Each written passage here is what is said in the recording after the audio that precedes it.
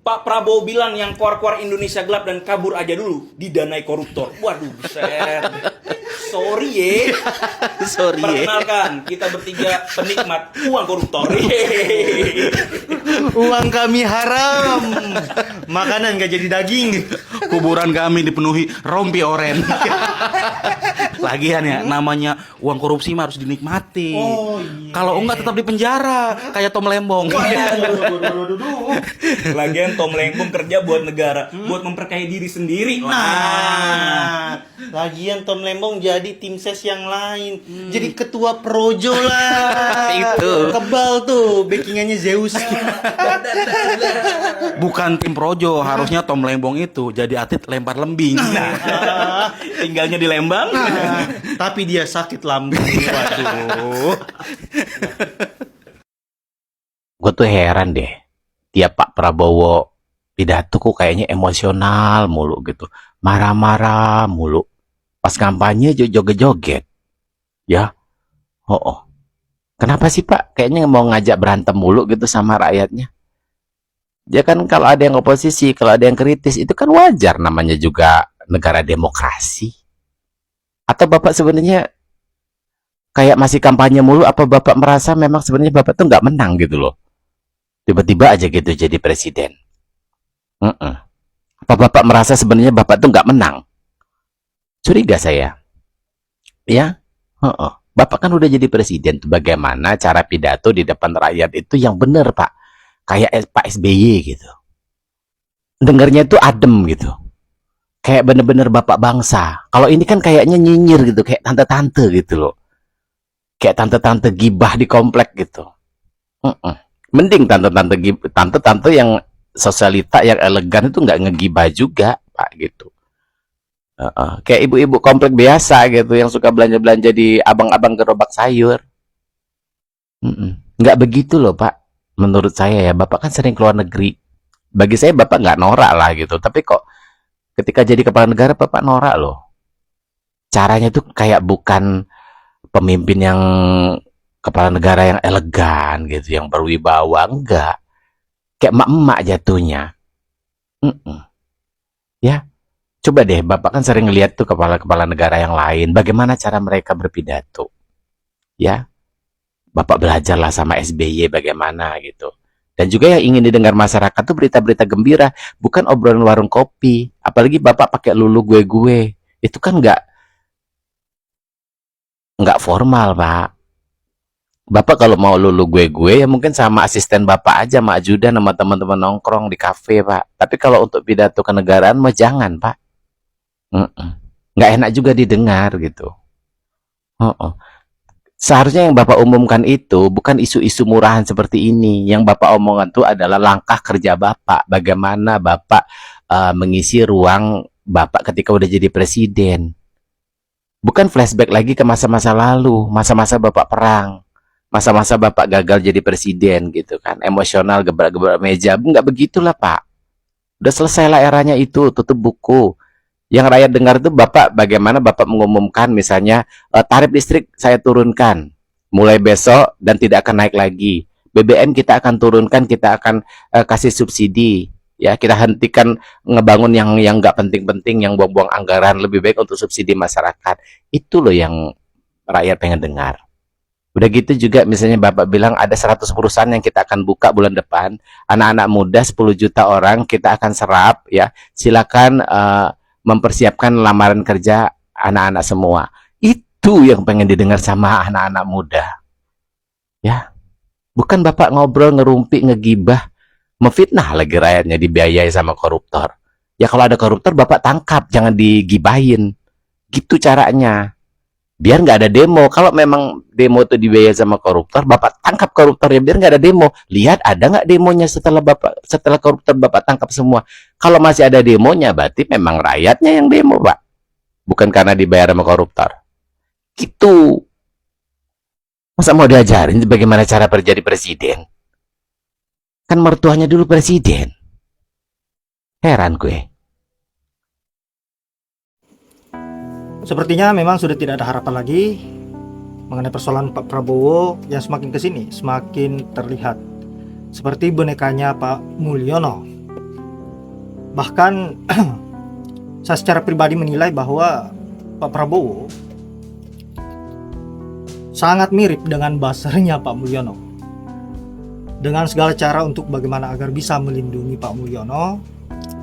Dan yang kita lihat dari pidato-pidatonya yang mengatakan bahwa Indonesia ini tidak gelap, tapi malah cerah.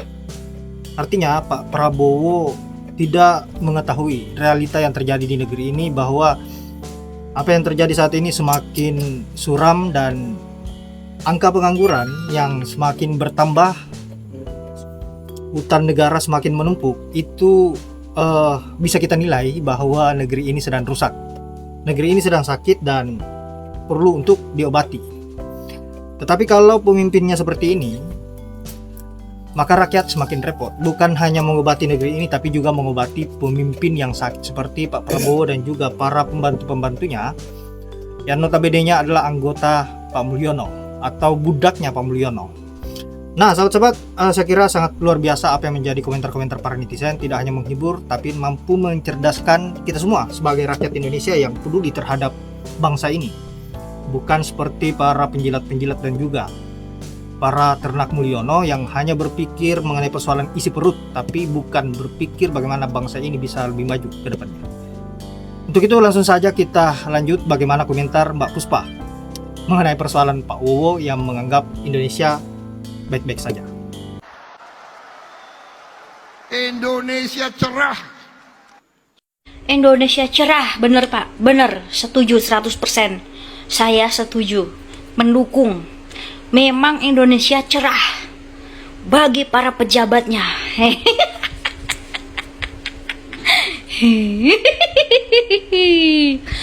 Iya, cerah bagi pejabatnya, ya. Apalagi yang gajinya baru dinaikin sama bapak, ya. Yang baru dikasih fasilitas mobil, ya. Hampir 1M. Dikasih rumah, ya. Dikasih rumah mahal para pejabatnya. Wow, amazing. Cerah buat para pejabatnya yang baru dilantik sama bapak. Padahal nggak ngerti job desk-nya apa. Yang penting jadi menteri. Jadi sekretaris. Aduh. Pak. Ya memang benar sih kata bapak. Indonesia itu cerah. Indonesia nggak gelap kok, ya kan? Apalagi bapak juga bilang katanya orang-orang yang mengkritik yang di podcast orang yang mengkritik bapak, mengkritik kebijakan bapak itu mereka dibayar, katanya begitu. Katanya disetting, gitu. Aduh Pak, ya ampun. Ya saya sih berharap punya presiden itu yang bijaksana, yang pidatonya itu berwibawa, ya gitu. Paling nggak ya kayak Pak SBY lah gitu, kalau pidato berwibawa, nggak ngelantur, nggak kayak ini apa emak-emak rumpi. Ya ampun Pak. Terus bilang katanya yang kabur aja dulu itu katanya settingan. Terus katanya suruhan, bayaran apa gitu. Aduh Pak, sebagai presiden itu harusnya itu menampung kritikan, menampung segala permasalahan yang ada di negara ini Pak. Jadi Bapak itu harusnya tuh fokus dengan masalah-masalah yang ada. Entah itu kritikan, entah itu hinaan, entah itu sampai mungkin menjatuhkan Bapak gitu.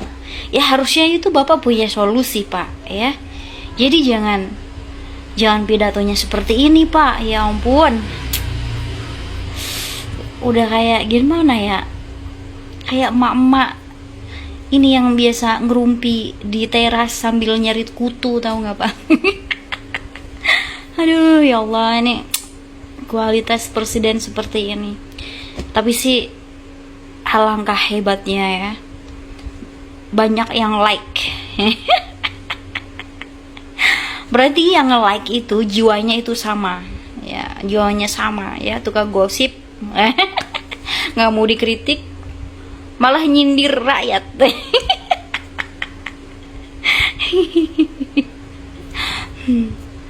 Bukannya rakyat yang nyindir presiden, tapi presidennya yang nyindir rakyat. Sorry ya, sorry ya. Aduh. Oh iya, ada lagi nih, baru-baru ini nih ya. Amplop hajatan ya. Amplop hajatan itu mau dikenakan pajak. Wih, keren. Hidup di Indonesia emang cerah. Cerah karena pajak, apa-apa dipajakin.